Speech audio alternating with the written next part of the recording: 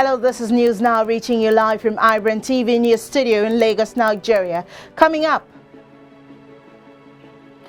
police helicopter we took off from Abuja crashes at Bauchi Airport.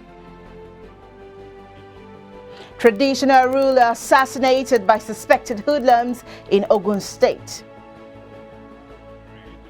Malawian president rejigs cabinet after corruption scandals. Germany and US threaten to target a key Russian gas pipeline if the country invades Ukraine.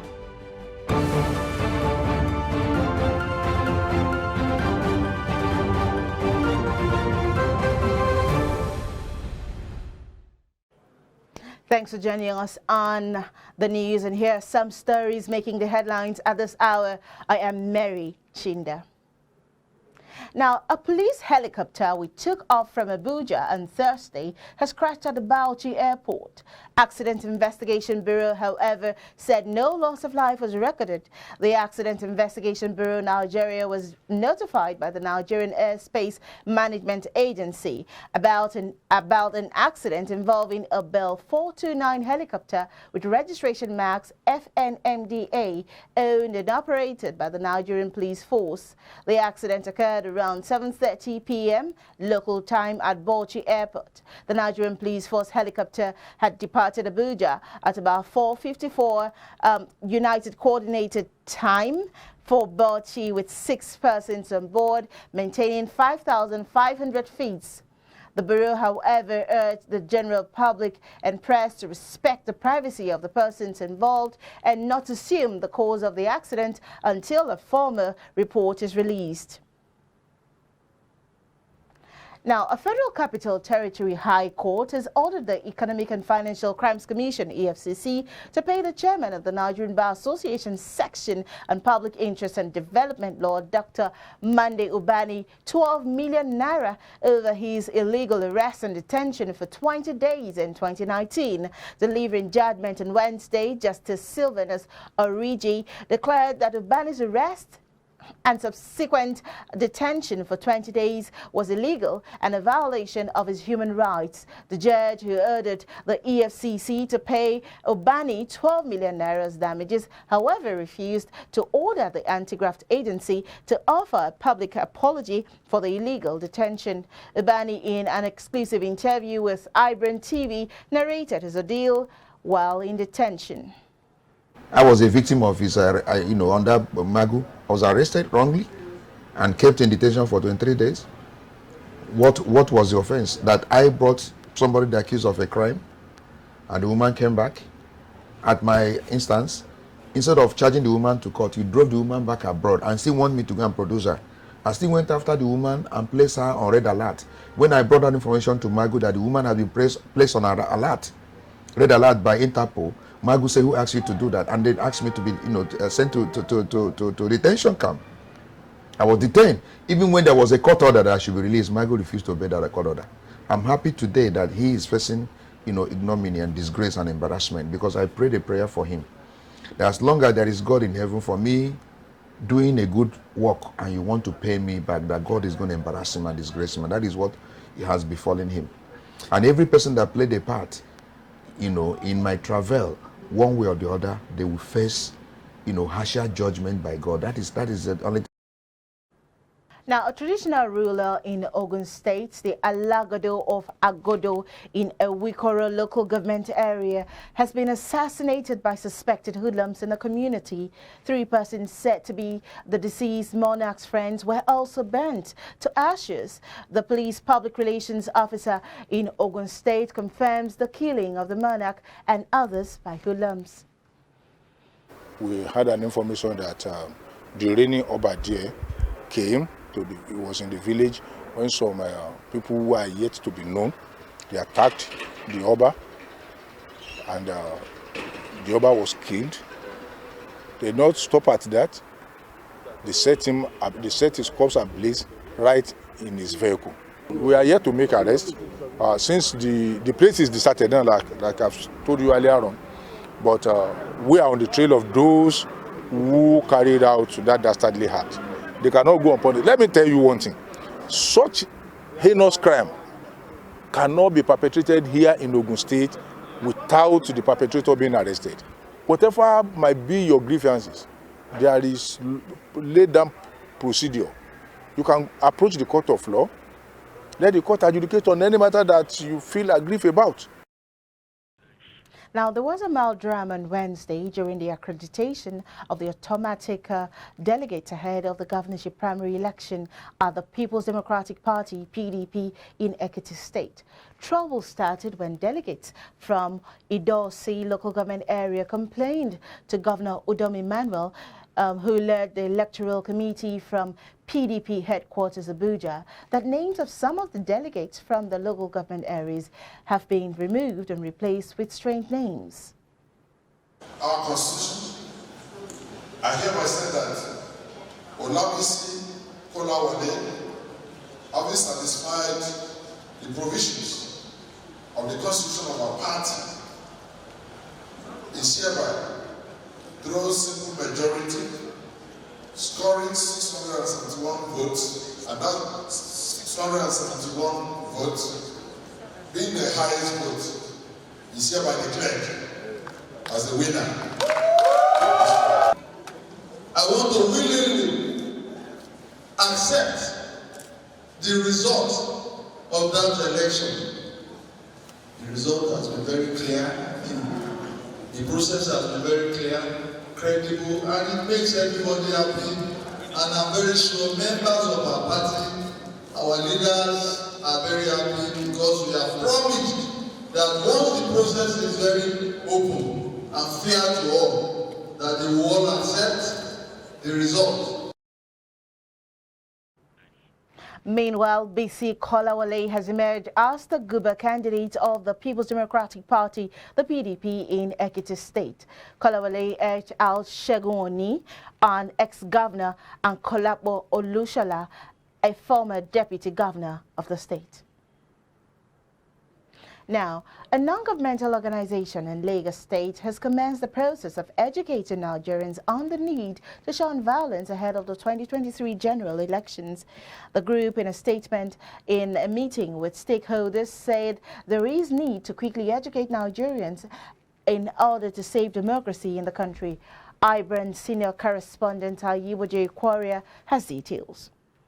The group says since the return of democracy in 1999, elections in Nigeria are mostly characterized by violence, with the pre-election year tensed. Hence, the need to change the orientation of Nigerians who believe in a violent process. Let us please make sure that this is not going to be the last election for all of us.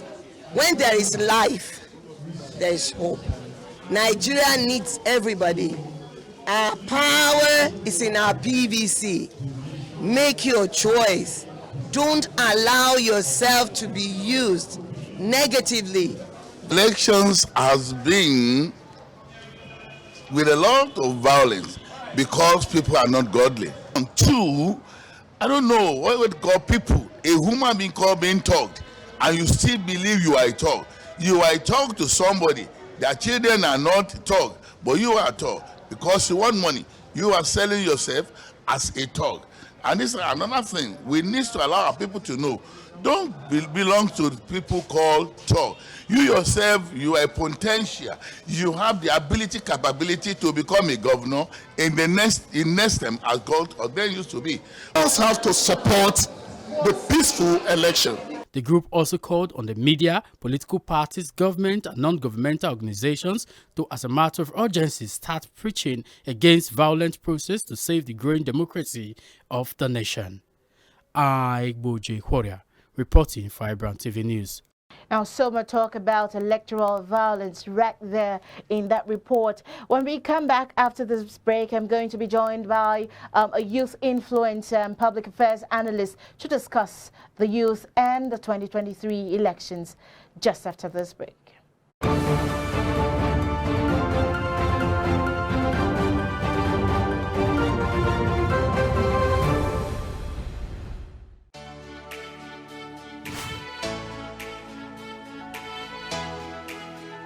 Most people don't understand the magic of the perfect skin, the allure of a well-pampered skin. We bounce from skincare products to skincare products, from spa to spa,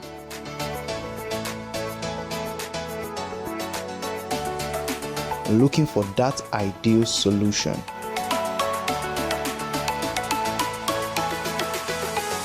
I found the solution.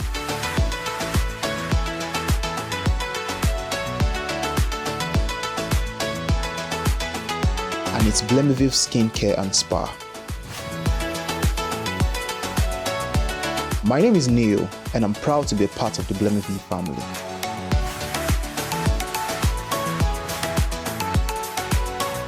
Now, just before we went on break, we had this report on an organization trying to sensitize Nigerians on the need to shun electoral violence. Now, to shed more light on this, I'm being joined by a public affairs analyst and youth influencer, Malcolm Vingel. Malcolm, welcome so much to the conversation on iBrandTV. Thank you so much. Thank you for having me.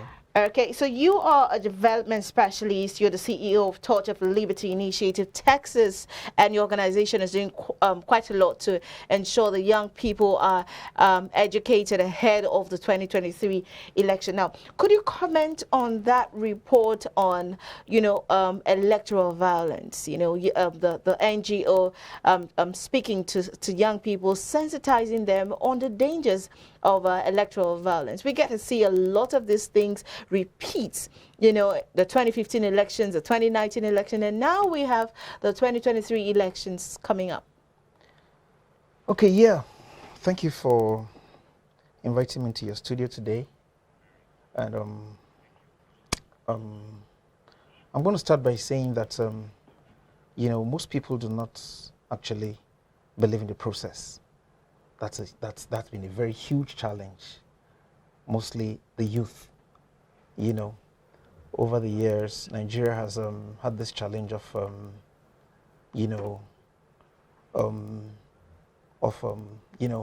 leaders working in such a manner that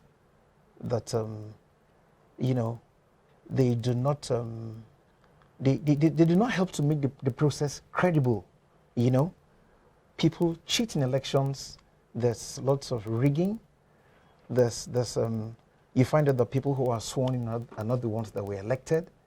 You find out that there are lots of actors in the background. Most people come out to vote, but the votes do not really count. It's always been the case, right from 1999. So it's the reason why, there's the fear that even in 2023, 2023 happens to even be a very, very delicate and indifferent election year for Nigeria. I'll say so because, I may say it's a dilemma or a trilemma, because we do not even know from where the presidency, for instance, let's take the presidency now. We do not even know where the parties are going to zone their presidency, because it's usually between the north and the southwest, and maybe I should say the south/southeast, So there's so much uncertainty. Now, that brings me to the question of meritocracy in our democratic process. That's now, right. Do you think, by the body language and everything that this major political parties, are displaying, do you think that we will find political parties going the path of meritocracy, or the zoning formula that we've always seen Nigerian politicians gets on? Yeah, that's a very key question. Key in the sense that in the past, and as the case is even now, Nigeria has been using the zoning formula. I don't know, personally, I don't know if it has helped or it has hurt us as a country. But I think that, in relation to what I just said, I think that Nigeria should find a way to even jettison, zoning. In our constitution, there's nothing as such as zoning. There isn't such a thing. The zoning, formula is something that is developed by the parties. Yes, that's just the truth. It hasn't really helped. For my own personal conviction, I think that most times when a leader comes from a certain part of the country, as a result of the fact that the presidency, for instance, was zoned to that area, most people from that zone see the president as their own president. He now kind of like has this coloration of a zonal or a regional president. So we need to begin to look at meritocracy. You know, you find that it's easier for you now, for instance, to even be a mayor in a city in the United States of America than to be the vice president of Nigeria for certain reasons. Maybe because you're from the southeastern part of Nigeria, or you're a lady. Lots of things will count against you. But imagine how developed countries, you know, position themselves and then put together policies that help to, you know. So I think Nigeria should be pushing towards meritocracy. You know, we should try to put forward a candidate. Parties should try to put forward candidates that will be able to kind of like have a national spread. Party, you know, a candidate that is elected by the people, forwarded by the party, but elected by the people across board. Okay. One that has that kind of acceptability. Okay, so because of the just a question before pedigree and. Just a question before we go. We understand that your organization is doing quite a lot to, you know, educate young people, especially youths, you know, in the North Central. What do you think about Nigerians, you know, doing a lot of campaigns on social media rather than putting in the effort, you know, into getting their PVCs? What do you think of voter turnout? You know, what do you think voter turnout is likely going to be in 2023? Yeah, okay, that's also a very important question, but I'm going to answer it in this manner. You see, leadership is highly, and in fact, it is entirely dependent on the electoral process, on elections. If elections are credible, everything else falls in place. Once you have the right leader, one that's elected by the people, fair and square, all right? You know, a leader is very important. A leader is the one that appoints the ministers, the commissioners, you know. Everything, the buck ends on his table. It starts and it begins and it ends there. You understand what I'm saying? So sensitization is not even about, it's not strictly about PVCs. That's secondary. What my organization is doing is not even about sensitization in terms of getting your PVCs, going to queue and vote. No. It's mainly about credibility of elections. That's much more important. That's where we are trying to, you know, help the youth. We want to make them realize that you need to guard your vote. We need to help to improve the system. You know, one of the things that the government did recently that I liked, you know, is the fact that they're trying to make transmission of what do you call it now, results, you know, electronic. Yeah? Transmission of electronic results. transmission of results. That's a key area. That's a huge step forward.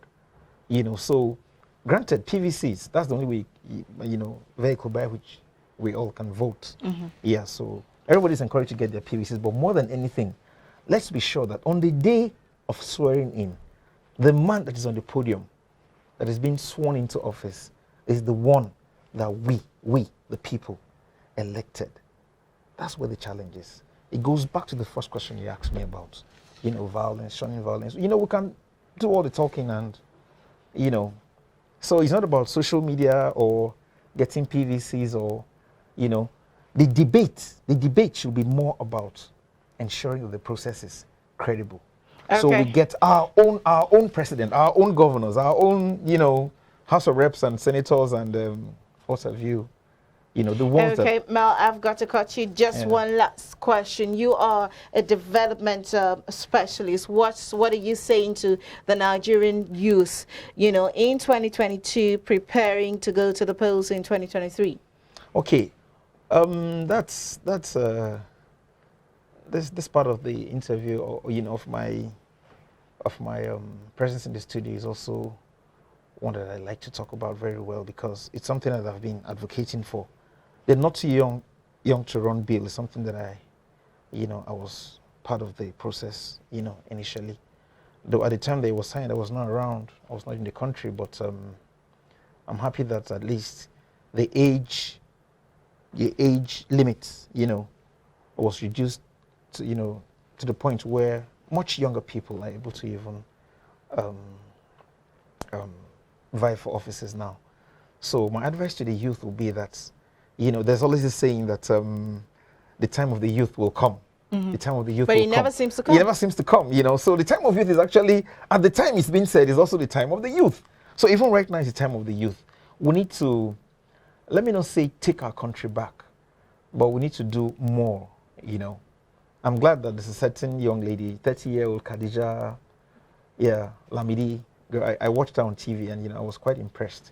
But it goes beyond that. More people have to get, try to vie for these offices. So is it in vying, young people vying, or it's in supporting? More young people vying for these elective offices, yes. or more young people supporting other young people who are vying for this position? I mean, you put it correctly. Both go together. You understand? Because everybody cannot run. Okay? Everybody cannot run. Yes. So we need people that will support. If one person has the credentials to run, yes, all of us can go. Go by, rally around the person, push the person forward, support here and there, and then. Okay, Mal. Thank you. So we'll take our so country much. back because the youth. The population of the youth is about 60% of Nigeria. Okay, so we need the youth to be. Thank you so much. That's right so places. much passion there. Malcolm Vingle, a development specialist who's been speaking on the young people and 2023 elections. Now, away from politics, the 5th edition of the conference Thinkation, a brainchild of the deceased legendary Lagos-based inspirational speaker, Dr. Ogun King, is set to alter mindsets of youths across Africa to enable them switch from a dependency mindset to a solutionist mindset. This year's conference, which precedes the election year in Nigeria, is described as the all-important mindset conference.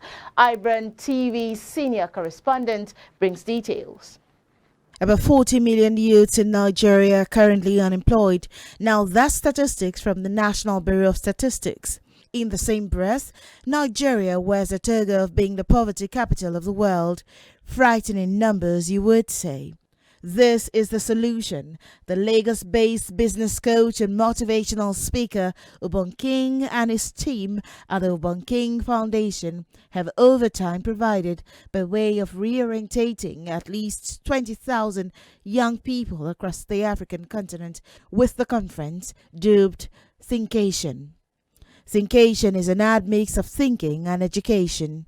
With this year's conference barely 3 days away, the organizers speak to the media. Thinkation is a platform which features established transformational leaders, including young and upcoming lions from different facets of life, to share experiences, insights, and secrets that can help people to achieve extraordinary impact and accelerate their personal growth trajectory in business and national development. We don't have speakers who come in and tell audio stories. This edition is a hybrid edition. I'll explain that. We are going to have both a virtual audience and an on-site live audience simultaneously. The 5th edition of the conference boasts of speakers across the world, with notable thought leaders across Lagos, Africa's commercial city. The Ogun King Foundation hopes to help Africans from all walks of life to bridge this critical gap by nurturing the minds and thought processes of Africans through this initiative. It is important to have the productive population of a nation well-groomed mentally to the point where they want to exceed the status quo that prevails in their surroundings. Holding at the heart of Lagos Island, the 2022 Thinkation, which has at least 3,000 Nigerian youths registered online, organizers say shall be a hybrid event. Usually we get a lot of people writing to us, they want to come from different parts, so we make plans to accommodate them. So as I speak to you, the physical venue is sold out. We are trying to turn people back because everybody wants to come, but we cannot accommodate everybody. With Nigeria wearing the toga of being the poverty capital of the world, experts have continued to agree that only leadership conferences such as this would change the narrative.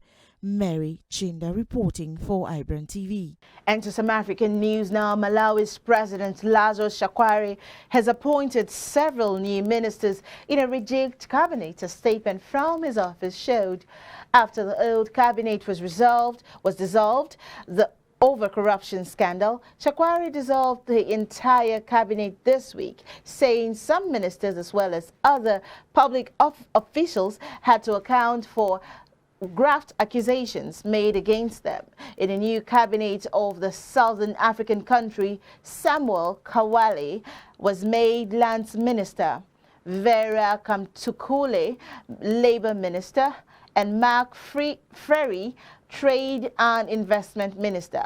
Abida Mae was given the Water and Sanitation portfolio. Chakwera's office said more appointments would be announced soon. And away from African news now to some foreign news, where we hear that Germany and the US have warned that they could target key Russian gas pipeline if the country invades Ukraine. A US State Department spokesperson said the Nord Stream 2 pipeline will not move forward if Russia were to attack. The controversial energy project is designed to double gas flow and runs from Russia direct to Germany under the Baltic Sea. It circumvents Ukraine, which relies on existing pipelines for income and is under threat from Russian forces. Tens of thousands of Russian troops have massed on Ukraine's border in recent weeks, prompting fears of an invasion despite repeated Russian denials of any plan to attack. Now, that's about where we call it a wraps for news now at this hour. Do well to join us on all of our social media handles across Instagram and Facebook, as well as YouTube. And from Russia, we call it a wraps on news now at this hour. Do well to join us across all of our social media handles, across Instagram, Facebook, and YouTube channels for more updates. I am Mary Chinda. Do have a beautiful time.